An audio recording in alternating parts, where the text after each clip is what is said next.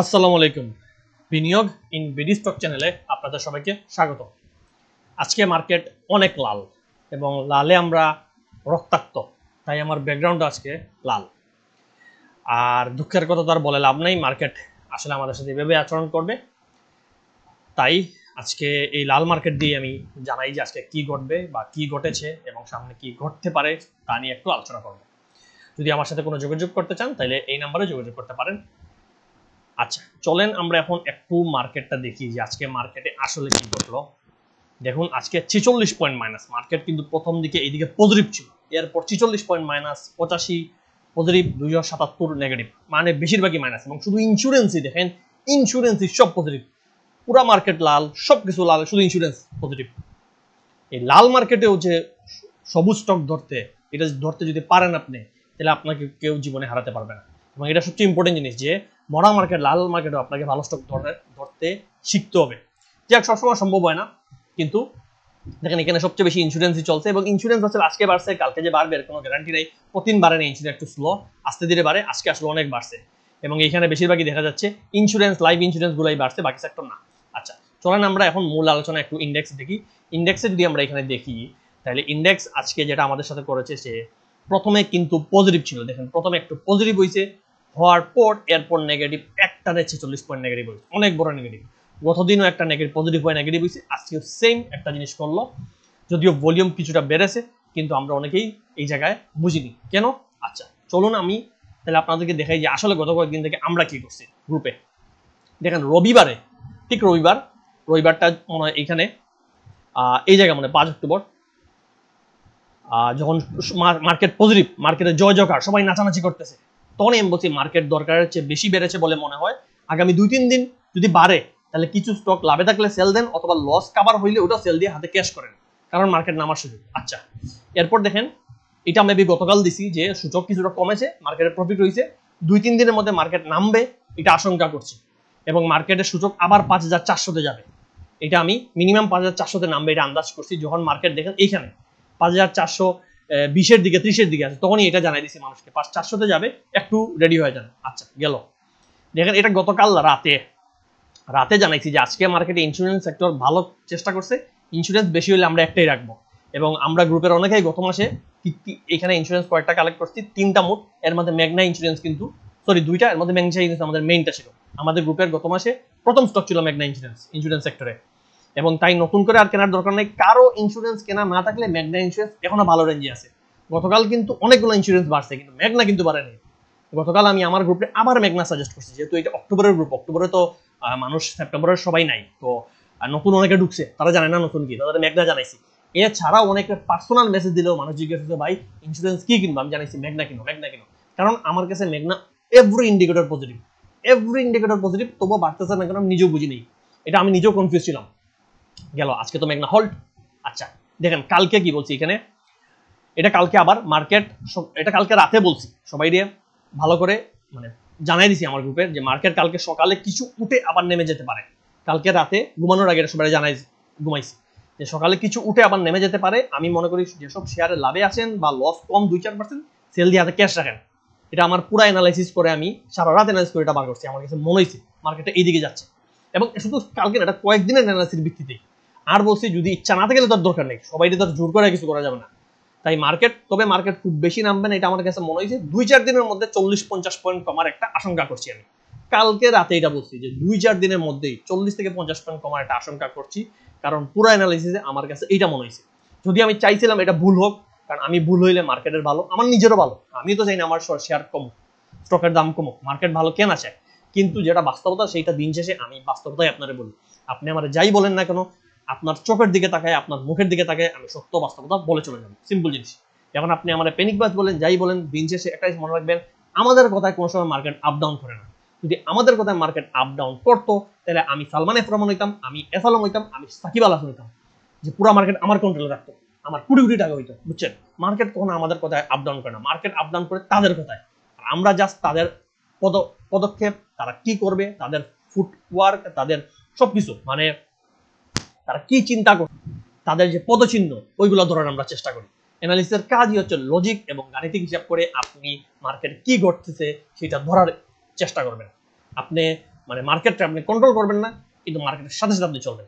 দেখেন এক্সাক্ট, আমি নিজেও বিশ্বাস করি যে এক্সাক্টলি লাগবে, আমি 2-4 দিন আশঙ্কা করছি কালকেই যে লাগবে, আজকে দিনই লেগে যাবে, এটা গতকাল রাতে আমি চিন্তা করিনি।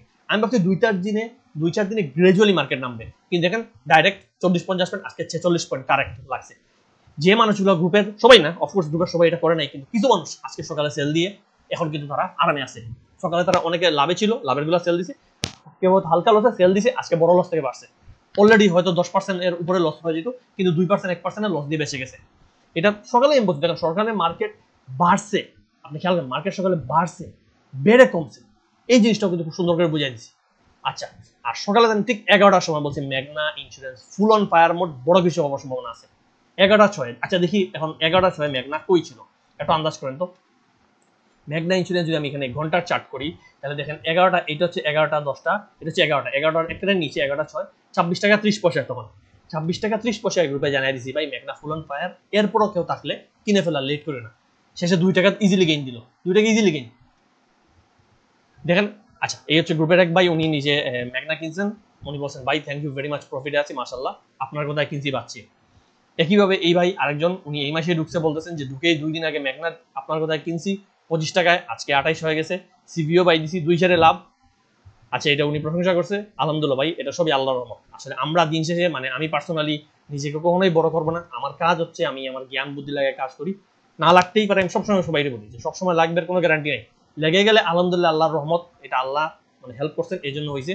মার্কেটে আমার টার্গেট হয়তো আমার এই যে আমার অ্যানালিসিস লাগে, হয়তো আমি মানুষের ভালো করতে চাই, এটা আল্লাহর রহমত হয়ে যায় এই কারণে যে আমি তো নিজের ফায়দার জন্য কিচ্ছু করছি না, আমি চাই যে এই মানুষগুলোর জন্য বাস না খাও, এর জন্য আমার এই পাবলিক ভিডিও বা গ্রুপে এই চেষ্টা করা। যাক, অনেকেই শুনবেন আমি জানি, অনেকেই পাত্তা দিবে না, অনেকেই বলবে এগুলা আজেইরা আলাপ, ফালতু বেচাল, আপনার জন্য মার্কেট কমছে, আমাদের জন্য বাইরে এত গরুর মতো কথা বলে না, এত গরু হইও না, মাথায় গোবর বের করে একটু ব্রেনটা ঢুকাও। আমরা একজন অ্যানালিস্ট, আমার ভিডিও দেখে বেশি হলে 1000-2000 মানুষ, আমার গ্রুপে বেশি হলে 100 জন মানুষ, এই আমার কথায় মার্কেট কেমনে ঘুরবে? যদি আমার কথায় মার্কেট ঘুরতো, তাইলে তো আমি বলবো কালকে থেকে মার্কেট 10,000, 20,000, 30,000 হয়ে যাবে। শুধু আমার না, পুরো অ্যানালিস্ট যারা এখানে ইউটিউবে আছে সবাই যদি বলে মার্কেট 12 তসবির মতো জগতে থাকে, তাও মার্কেট বাড়বে না ভাই। এত ইডিয়ট কেমনে হো তোমরা? এত ইডিয়টের মতো কেন চিন্তা করো রে ভাই তোমরা, যে ভাই অ্যানালিস্ট তোমার কথায় মার্কেট বাড়ে গেছে, তোমার কথায় নেগেটিভ হয়েছে, তোমার কথায় পজিটিভ হয়েছে মার্কেট। এরকম যদি আমাদের কথাই পজিটিভ আর নেগেটিভ হইতো, তাহলে সালমান এফ রহমান সবচেয়ে বেশি ইনকাম করতো না, ওর টাকা দুনিয়া সবচেয়ে বেশি থাকে, এসালামের টাকা এখন এসালাম সিঙ্গাপুরে থাকতো না, সিঙ্গাপুরে আমি থাকতাম, সাকিব এখন আমেরিকা থাকতো না, ফরচুনের টাকা মারে আমি আমেরিকা থাকতাম। এটা তো বাস্তবতা। ওরা এত টাকা মারলো কিভাবে? বিকজ মার্কেট কন্ট্রোল এরকম মানুষের হাতে, আমাদের হাতে জীবনেও না। মার্কেট ওরাই কন্ট্রোল করে, মার্কেট এরকম মানুষই চালায়। পাবলিক হচ্ছে আমরা একটা বলের মতো, বলরে ওরা ধাক্কা মারে দেয়, আমরা ওইদিকে যাই, ওরা শুরুটা ওরা করে, আমরা ওদের পিছনে দূরে দৌড়াইতে থাকি, আমরা জানিও না সেটা কি হইতেছে। আমরা হচ্ছে পাবলিক, সিম্পল একটা বল, ওরা যেদিকে ধাক্কা দেবে আমরা ওইদিকে যাবো। অফকোর্স পাবলিক যেদিকে যায় মার্কেট ওইদিকে যায়, কিন্তু পাবলিকরা ধাক্কা ওরাই দিয়ে দেয়। মার্কেটে কোন দিকে কি হবে ওদের কন্ট্রোলে, আমরা জানিও নাকি, কোনো আন্দাজ নাই। জাস্ট টেকনিক্যাল অ্যানালিসিস কাজই হচ্ছে কিছু গাণিতিক হিসাব, কিছু লজিক কাজে লাগিয়ে এই যে মানুষ বা এই যে মার্কেট কোন দিকে যাবে, এই জিনিসগুলো একটু আন্দাজ করার ইচ্ছা, এতটুকুই। বাকি না বুঝতে আর কিচ্ছু বলার নাই। যাক, আর সিম্পলি একটা কথা বলে রাখি, কিছু মানুষ বেকার এসে গালি দাও ভাই, আই ডোন্ট কেয়ার, লাথি মেরে উড়াই দেবো, বুঝছো? জাস্ট ডাইরেক্ট ব্যান করে দেবো, আমার কোনো দরকারই নেই। তুমি 1 জন 2 জন 5 জন না থাকলে আমার কিছু, পুরো চ্যানেলের মানুষও চলে যায়, এতে আমার কিছু আসে যায় না। আমি আসছি এখানে সঠিক কাজ করার জন্য, ভালো কাজ করার জন্য। কারো উপকার হইলে থ্যাংক ইউ, উপকার না হইলেও ইটস ওকে, আমি আমার চেষ্টা করে যাচ্ছি, কিন্তু কারো ক্ষতি করবো না, ইনশাল্লাহ কখনো করি নেই, করার ইচ্ছাও নেই। উপরে আল্লাহ আছে, সব দেখতেছে, এগুলো নিয়ে আমি কোনো টেনশন নেই। তুমি ইডিয়টের মতো এখানে কমেন্ট করবা, গালাগালি করবা, তোমার বংশের পরিচয় দিয়ে তোমার এখানে রাখবে না, দরকার নেই, তোমার ডাইরেক্ট ব্যান করে দেবো, তোমার ভিডিও দেখারই দরকার নেই। এবং শুধু কিছু মানুষের, শুধু আমার চ্যানেল না, বাকি অ্যানালিস্টদের চ্যানেল আমি দেখি গালাগালি করো। দিন শেষে সবাই যদি এই সবাই অ্যানালিস্ট আমরা ব্যান করে দিই, তো তোমার তো আর ভিডিও দেখাই নাই, তুমি আর কি ভিডিও দেখবা? এরকম গরু মার্কা কাজ করে না। 90% মানুষই ভালো, কিন্তু 10% আছে এদের গা চলে, এরা গ্যামলার, নিজে সে এরা দালাল। তো এদের যখনই, এই যে কালকে কিন্তু আমি ভিডিওতে বারবার বলছি ভাড়ায় স্টক কিনবেন না, ভাড়ায় স্টক কিনবেন না, মার্কেট নামতে পারে। কালকের ভিডিওতে দেখিয়ে, কালকের ভিডিও বিশ্বাস করলে একটাবার গিয়ে দেখেন, আমি বারবার বলছি ভাই ভাড়ায় কিনবে না, মার্কেট কিন্তু নামতে পারে। ওই সময় আমাদের 2-3 জন এসে গালাগালি করে গেছে। এর কারণ কি? এই মানুষগুলা চায় আপনি বাড়াইয়া কিনেন, আপনারা বাস দিবে, হইতে পারে এরাই জানে যে মার্কেট নামবে, এরা জানে আজকে মার্কেট স্টক ফিট করাবে। এরা হয়তো যখনই দেখছে আমি একজন সত্যি কথা বলতেছি, সত্যবাদী মানুষের দুনিয়া এমনি মানুষ পছন্দ করে না, এটাই বাস্তবতা। যাই হোক, এগুলো পুরান আলাপ, এখন একটা বাস্তব 2-1টা স্টক দিয়ে আমি চলে যাই। গত কয়েকদিন থেকে আমি দেখলাম যে এক ভাই বারবার বলতেছেন আমান ফিড নিয়ে কথা বলতে। আসলে আমান ফিড কি বলবো ভাই, অনেকগুলো স্টক অনেক মানুষ রিকোয়েস্ট করে সবসময় সুযোগ পাই না। দেখেন আমান ফিড এখন তো যেহেতু মার্কেট ডাউনে, একটু ডাউনে আছে, যদি আমান ফিড বাড়া শুরু করে ভলিউম পায় ঠিকঠাক, তাহলে আমান ফিডের নেক্সট টার্গেট আমার মতে হইতে পারে এই যে 34 টাকার যে জোন, 34-25 টাকার জোনে আমান ফিড ইজিলি উঠে আসবে। এটা একটু খেয়াল রাখবেন। এটা কিন্তু একদিনে হবে না, মার্কেট বাড়ে কমে, স্টকগুলো বাড়ে কমে, আপ ডাউন হয়। কোন দিন বাড়বে এটা আমরা বলতে পারবো না, কিন্তু আজব কালক এই জায়গায় যে আসবে এতটুকু ইনশাল্লাহ আপনারা আইডিয়া দিতে পারবো। কোন দিন থেকে ট্রেন্ড হয় ওইটা স্পেশালি ওই দিন হয়তো বুঝতে পারবো। যেমন মেঘনা ইন্স্যুরেন্স আজকে ট্রেন্ডে আসছে, এটা আমি আজকে সকালে ধারণা করছি। কালকে রাত থেকে আমার হিসাব বলতেছে, কালকে না 2-3 দিন থেকে আমার ইন্ডিকেটর সব বলতেছে এটা পজিটিভ, এটা বাড়া উচিত, কিন্তু বাড়তেছে না। আর আজকে সকালে যখন আমি বুঝছি তখনই গ্রুপে বলছি ভাই এটা তো ফুল অন ফায়ার। এই জিনিসগুলো আমরা অ্যানালিস বুঝছেন, মানে বাকিরা কি করে সেটা আন্দাজ করে সেটা দেখে আমরা ফলো করার চেষ্টা করি। আমাদের আসলে হাতে কিচ্ছুই নেই। যাক, ফান্ডামেন্টাল স্টক নিয়ে আলোচনা করি, কারণ ফান্ডামেন্টাল স্টকের আপনারা ফ্যান। যদিও ফান্ডামেন্টাল স্টকই আপনাদের বাস দিয়ে গেছে, তাও ফান্ডামেন্টালের বাইরে একটা স্টক নিয়ে আলোচনা করলেও 10 জন এসে এইটা 50 শেয়ার ফালতু শেয়ার কেন আলোচনা করেন, অথচ ফান্ডামেন্টাল শেয়ার কি মার্কেটে কমে না?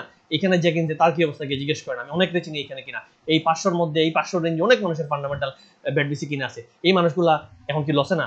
ফান্ডামেন্টাল স্টক কমে না এরকম কোনো কথা নাই। মার্কেটে সব স্টকই বাড়ে, সব স্টকই কমে, আপনাদের স্টক ধরা শিখতে হবে।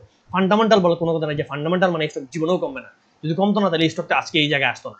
এই স্টক আজকে এখানে নামছে, ভবিষ্যতে বাড়বে, এরকম সব স্টকই বাড়ে, এরকম কোনো মানে ধরবাধা নিয়ম নাই। রহিমা ফুডের আপনি দেখেন ইপিএস কি, নেফ কি, কিচ্ছুই নেই, তাও তো রহিমা ফুড অনেক বাড়ছে, তাই না? তো ফান্ডামেন্টাল বলে পাগল হয়ে লাভ নেই। আপনাদের ফান্ডামেন্টাল স্টক কিনাটাও শিখতে হবে, বাকি স্টকগুলো কিনা শিখতে হবে, তাহলে মার্কেটে লাভে থাকবে। তো চলুন ব্যাডবিসি আমি বলি। ব্যাডবিসি এখন আসলে মার্কেট ডাউন, এগুলো ফান্ডামেন্টাল পুরো মার্কেটের উপর। মার্কেট ডাউন মানে ফান্ডামেন্টাল ডাউন, মার্কেট আপ হইলে ফান্ডামেন্টাল হাঁটি হাঁটি পা করে বাড়বে। এবং এই ব্যাডবিসি এই জোনে আমি মনে করি কয়েকদিন থাকবে, থাকার পর যখন বাড়া শুরু করবে ফার্স্টে ব্যাডবিসির টার্গেট হবে এই যে 320 টাকা। 320 টাকা ধরতে পারেন ব্যাডবিসির নেক্সট টার্গেট। আরেকটা ফান্ডামেন্টাল আপনাদের প্রিয় জিপি, গ্রামীণ ফোন। তো গ্রামীণ ফোন এগেইন, গ্রামীণ ফোনের সেম অবস্থা, যেহেতু মার্কেট ডাউন, গ্রামীণ ফোনও ডাউন। সো মার্কেট আমি আশা করছি হয়তো 2-4 দিনের মধ্যে মার্কেট ব্যাক করার চান্স খুবই আছে, এবং মার্কেট ঠিক হলে জিপি আবার ওঠা শুরু করবে। এবং এগুলো স্টক আসলে বাড়তে একটু সময় লাগাবে, দ্রুত বাড়বে না, যেহেতু বড় ফান্ডামেন্টাল পুরো মার্কেট নাড়াই দিবে এগুলো স্টক, অনেক মানে অ্যামাউন্ট অফ মানি লাগবে। তো এগুলো স্টক নষ্ট হলে আপনার মিনিমাম 1000 কোটি, এবং শুধু 1000 আমি তো বলবো 2000 কোটি লাগবে এগুলোকে ভালো পয়সাটা যেতে হলে। তো সেই হিসাবে জিপি যদি বাড়া শুরু করে, তাহলে জিপির নেক্সট টার্গেট আপনি এই জায়গাটা ধরেন, এই যে 320। জিপিও আসলে দুইটাই, এটাও 320 বা একটু সুন্দর করে বলে 315 থেকে 320-এর রেঞ্জে জিপি উঠে আসবে। তো থাকলে এগুলো দেখতে পারেন। তো আজকে আর ভিডিও বেশি বড় করবো না, যেহেতু আজকে এমনি লাল মার্কেট, বেশি কথা বলে লাভ না, হয়তো অনেকের ভালো লাগবে না। সো ভালো থাকেন, দোয়া করবেন, আর টেনশন করবেন না, মার্কেটের টেনশনের কিচ্ছু নাই। মার্কেট বাড়তে বাধ্য, ইনশাল্লাহ বাড়বে। আর কিছু খারাপ নিউজ আজকে আছে, তো ওইগুলোর কারণে হয়তো মার্কেট কমতেও পারে, ওই রিজনও হইতে পারে কমতে পারে, বাট আলটিমেটলি আমার মনে হয় না মার্কেট মানে নামার ইঙ্গিত দিচ্ছে, মার্কেট উঠার চান্স এখনো আছে। যদি 5300 কত, আচ্ছা দেখি এটাও একটু বলে যাই।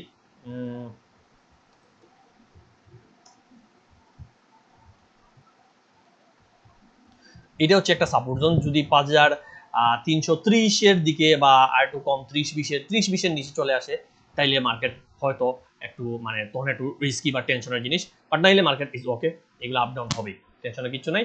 ভালো থাকবেন, ইনশাল্লাহ ভালো মার্কেট হবে, ইনশাল্লাহ আমরা প্রফিটে উঠবো। দোয়া করবেন। আসসালামু আলাইকুম।